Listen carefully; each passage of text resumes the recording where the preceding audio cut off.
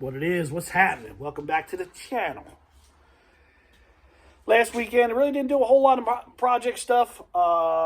Went out on the beach. If you watch the channel, I know there's some regular watchers. Back in the shop this week, I finished up motor swap on an Infiniti. I got this Crown Vic, which is an ex-state police car in here. They whopped something on the front end and busted. Let me see if I can back up when I'm killing myself.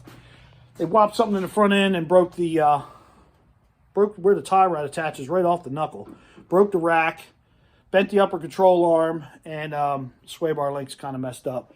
So I'm going to make that repair. Actually going to work on this evening, put a new rack in it, upper control arm, steering knuckle, and a sway bar link, and then hopefully get it off to alignment shop to have alignment done on it, and then that job will be done. My Infiniti that I finished up this week turned out really good. I just got to charge the air condition. It was a motor swap, which is a whole lot of fun for the entire family. It broke a timing chain or something inside let go in it. It would crank over, but it cranked over real hard, like it was struggling to turn over. He was just driving along. He said it started making a bunch of noise, and then that was it. Shut right off.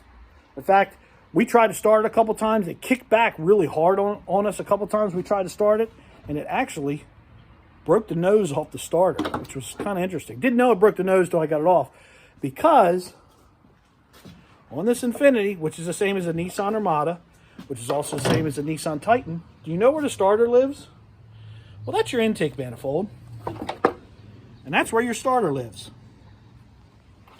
Yeah, starter lives underneath the intake manifold. I had to swap out one valve cover because they're plastic, and that one's got a hole in it from when they pulled it out of the junkyard, but it turned out well. It runs really well. It's good and quiet. I just got to charge the air condition, because on these Infinitis, you tear the whole front of the truck apart, the motor will come right out the front like a van.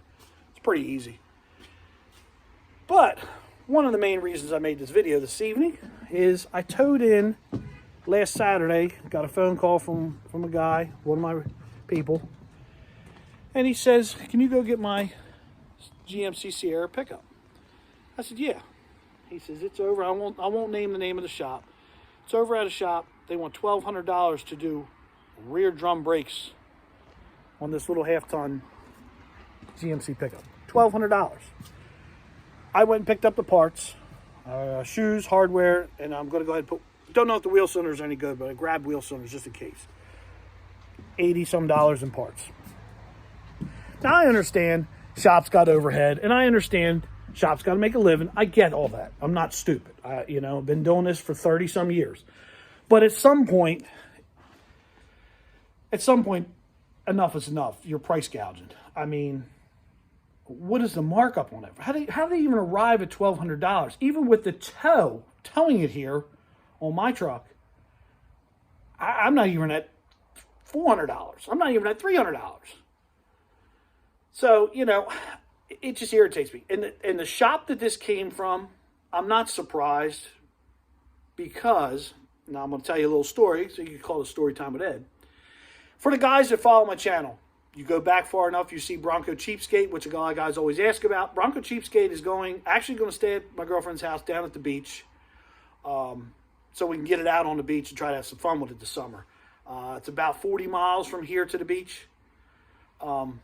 She lives 4 miles from the beach. It makes sense to go to the beach instead of driving that turd back and forth. With gas being $4.39 a gallon, FJB. So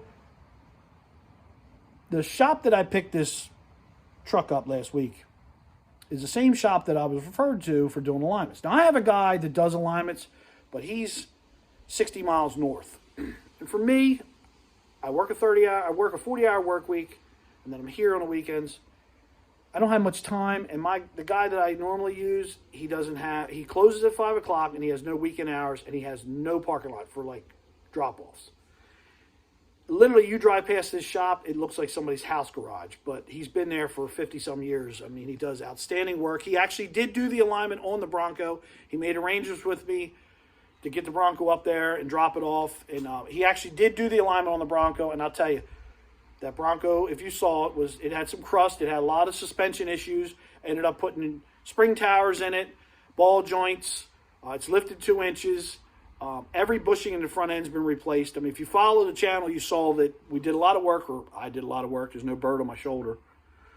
2 Bronco cheapskate to get it to where it is. And I'll tell you, all jokes, all bullshit aside, the truck drives straight. It drives really, really well down the highway. It actually drives really, really nice. I'm amazed at how it drives. So last year, when I wanted to get it lined up, a bunch of people referred me to this guy that I pulled that GMC from. It sat there at his shop for 2 weeks, which I wasn't really upset about that. That didn't bother me because I wasn't driving the truck. I wasn't even tagged at the time. Then I get a phone call. Now, mind you, if you saw the channel, I lifted the truck. I did replace the spring towers and a bunch of bushings and put a 2-inch lift on it when I put it back together. Then I went to do the brakes, and I realized one lower ball joint was shitty, so I decided to do all the ball joints. So the truck was already lifted, then did the ball joints. He tells me he can't do an alignment on the Bronco because he can't get the upper ball joint nut off and the cam bushing out. Right then and there, I knew he was lying to me because I just had the truck apart. I just had the cam bushings out, cleaned everything up, never seized the cam bushings, so that way if they had to come out, they would come out easy for whoever did the alignment. He never did it. Tells me that he couldn't do it because he couldn't get the cam bushings out and that the lift springs were too big and they were laying against the nut. The upper ball joint nut was too close to the spring. It was all bullshit. It was all lies. So I was mad. I went and picked the truck up. I never said a word to him. I said, okay, man, do I owe you anything? He says, nope, it's okay, no problem. I left. It wasn't even worth arguing about. It's not even worth my breath to even tell the story, really. But it just gives you a shot into how some of these shops operate. Called the guy that I normally use way up north, told him what happened. He says, not a problem, bring it up. I take the truck to him. A couple days later, he calls me. He says, hey, man, he says, I'm really, really busy. Are you going to be upset if it's here for another week? I said, nope. Keep it as long as you need it. I'm not driving it. It's just sitting around here anyway. It's not tagged. He calls me the following week, says, hey, it's all done. Drives good. $125, come get it. I go pick it up. I drive it 60 miles home. It drives phenomenal. I'm like, oh my God, this ain't even the same raggedy-ass truck. This thing drives really nice. So I was more than glad to take this truck out of their hands and help my guy out. I'll make a couple shuffle bucks, and they won't get to rape this guy. You know, and it brings to another point. A lot of guys, you know, I wish I could get this video. I wish I could get the word out. That a lot of these box stores, because that's what that is really, is a box store. It's a franchise store. So the guy owns it, but he pays a franchise. And it's just, it should have, the sign on the building should say, rip off. Just let me rip you off here, because it's terrible. How do you get $1,200 for a brake job in a half-ton pickup? I just don't understand that. But, it really irritates me, you know, and it's a shame. I mean, guys really, a lot of people need to understand that the independent shop is where it's at.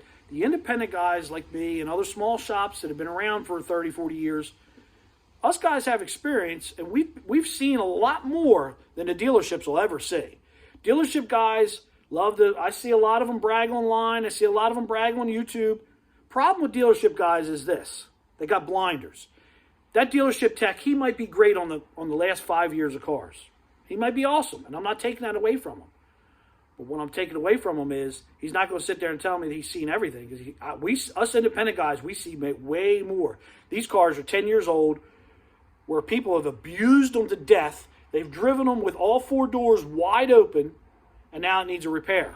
Something that they've never seen, because after 5 years, most dealership guys don't see those cars anymore. You know, most of the time when it's out of warranty, maybe a couple years after that, they don't see that year, make, and model no more. They're on to the next thing.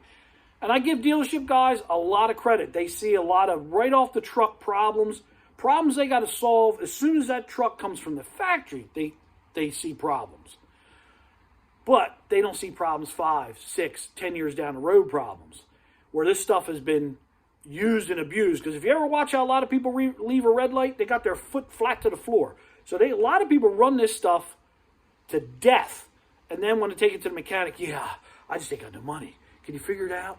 And a lot of times us independent guys, we need work just like everybody else. Yeah, bring it in, we'll fix it, we'll figure it out. And we do.